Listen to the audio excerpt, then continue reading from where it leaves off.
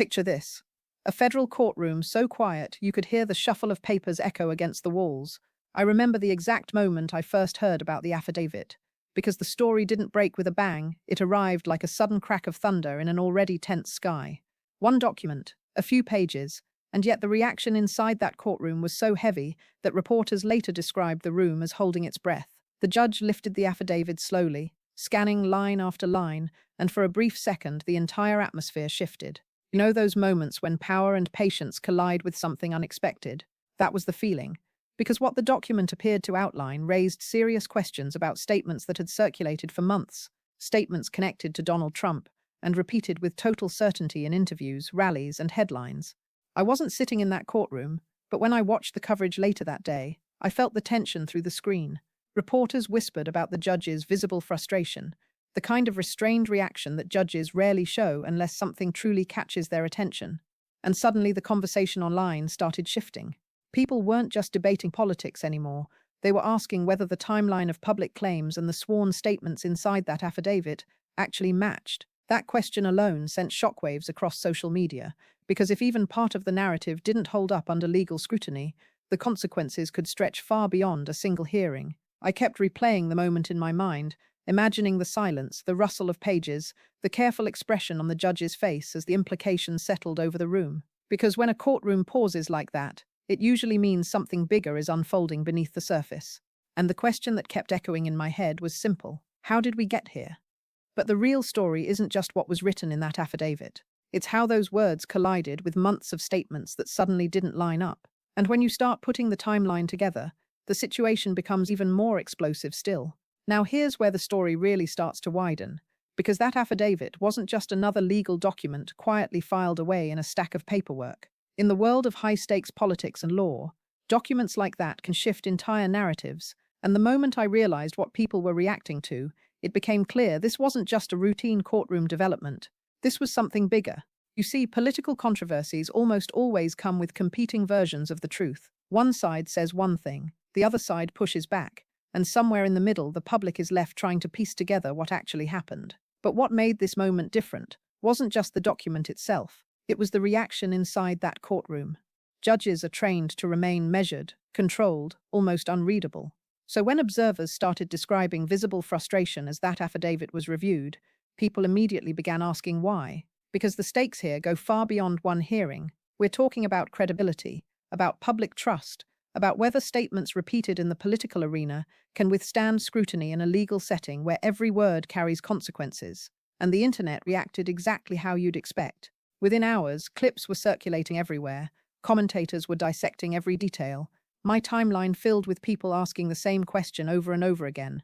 Did you see the judge's response? This changes everything. I remember sitting there watching the coverage unfold in real time, realizing the conversation was shifting fast, and while the affidavit was already sending shockwaves, the deeper you looked into Trump's previous statements, the more one question started haunting the entire story. Were those earlier claims actually true? So I started doing what a lot of people were suddenly doing that day. I went back through the timeline. I looked at the speeches, the interviews, the confident declarations that had been repeated again and again by Donald Trump.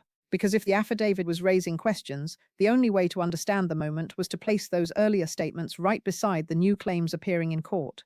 And one thing about Trump's political style has always been clear: his messaging thrives on certainty. Bold language, absolute confidence. When he speaks publicly, there's rarely hesitation. The tone is decisive, almost theatrical at times, the kind of delivery designed to dominate headlines and leave little room for doubt. I remembered watching those statements when they first aired. The certainty in them was unmistakable. The message was simple, the narrative was under control, the facts were clear, and critics were wrong. That kind of rhetorical confidence has long been part of Trump's strategy, using media spectacle and strong declarations to shape the story before anyone else can. But here's where the tension begins to build. Because when you start placing those public claims side by side with the details emerging from that affidavit, something feels different. The timelines begin to rub against each other in uncomfortable ways, not in a loud, explosive way at first, but in that quiet, creeping way where questions start stacking up.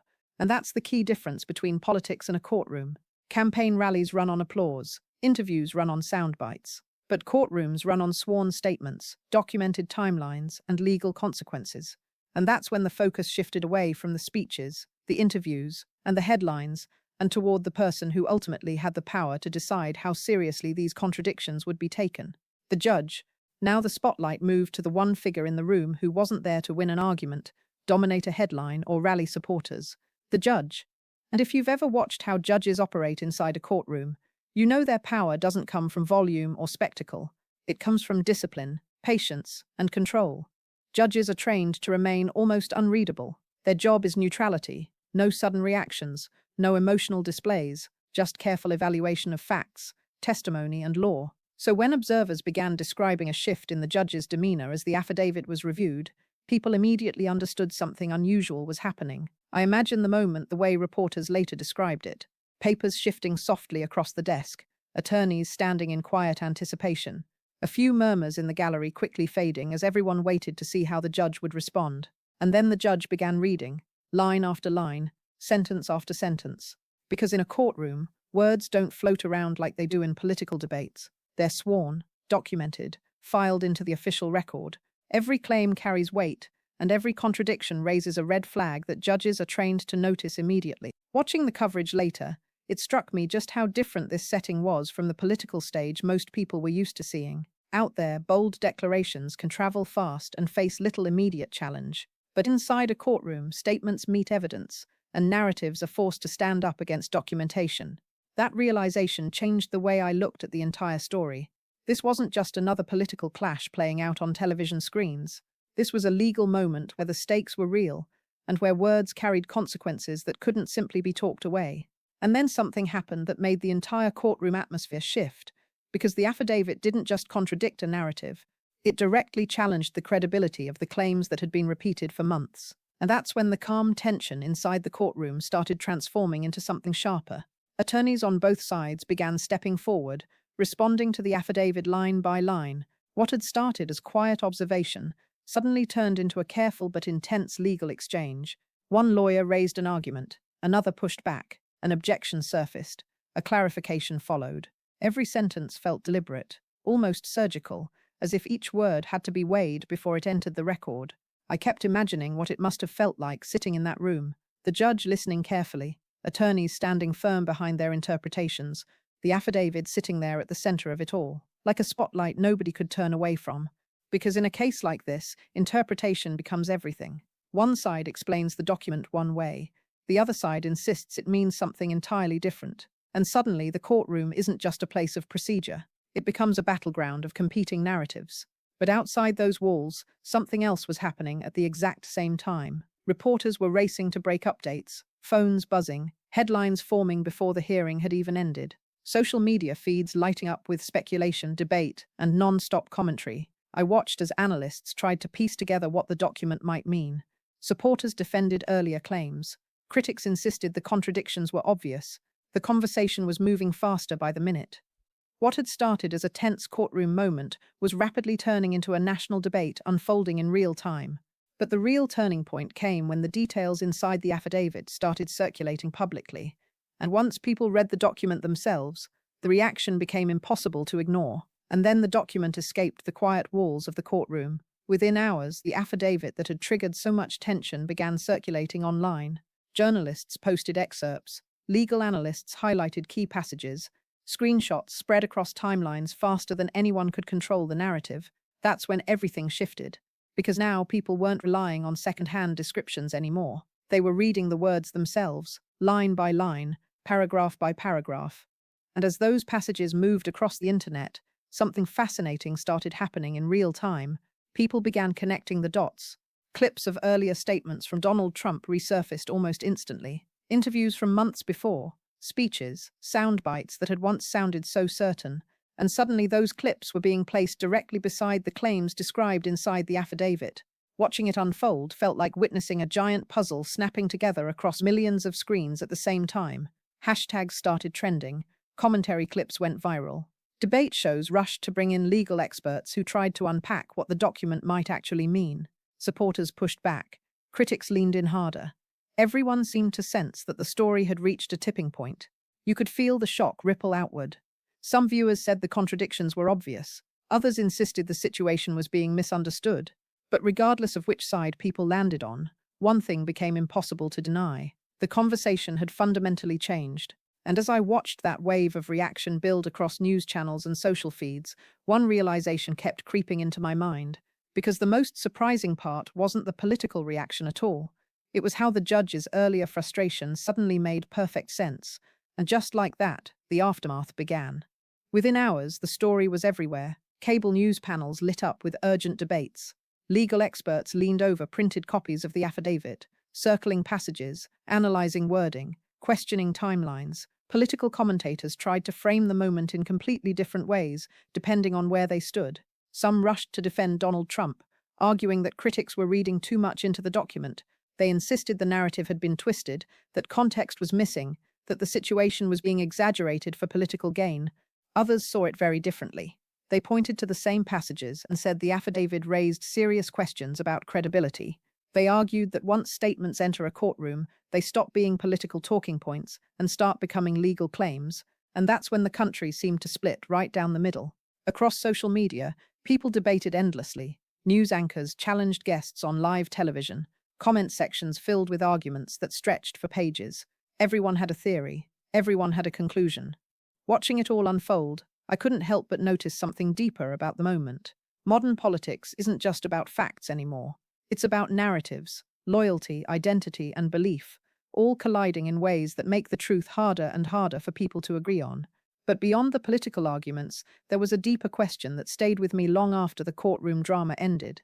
What does accountability actually look like in moments like this? Moments like this have a way of forcing all of us to step back and think about what really matters in a democracy. But beyond the noise of partisan arguments, the bigger issue is the eternal tension between truth and narrative. Leaders speak, supporters believe, critics challenge, and the public tries to decide what to trust. But in a courtroom, stories must eventually meet evidence. Claims meet documentation. Confidence meets accountability. That is why moments like this test more than one politician or one case. They test institutions. They test public trust. And when documents, testimony, and scrutiny enter the picture, something important happens. The system demands clarity. Democracy depends on that process, because transparency and accountability are what turn power into responsibility. And that brings us to the final question every viewer watching this story should ask themselves now. Are we willing to follow the facts wherever they lead?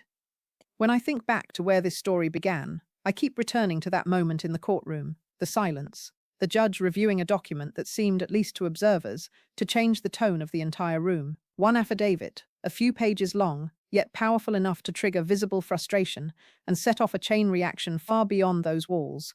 From there, the story unfolded step by step. Old claims that had once sounded unshakable, statements repeated in interviews and speeches, then a legal document that appeared to raise difficult questions about how those statements lined up with sworn accounts. And finally, the moment when legal scrutiny met public attention, sending the entire debate into overdrive. We watched the reactions ripple outward, analysts debating on television, commentators arguing online, supporters defending their perspective, critics demanding answers. In the end, the moment became bigger than a single hearing. It became a reminder of how narratives, evidence, and public trust collide in real time. And if you've stayed with me through this entire breakdown, I want to thank you for that. These conversations matter. Democracy works best when citizens stay curious, ask questions, and look beyond headlines before forming conclusions. So I want to hear from you. Share your perspective down in the comments. What do you think this moment tells us about accountability and public trust? And if you want more deep dives into the stories shaping our political landscape, make sure you subscribe and stay connected as these events continue to unfold. Because in the end, democracy doesn't just depend on what leaders say, it depends on whether we're willing to examine the truth behind those words.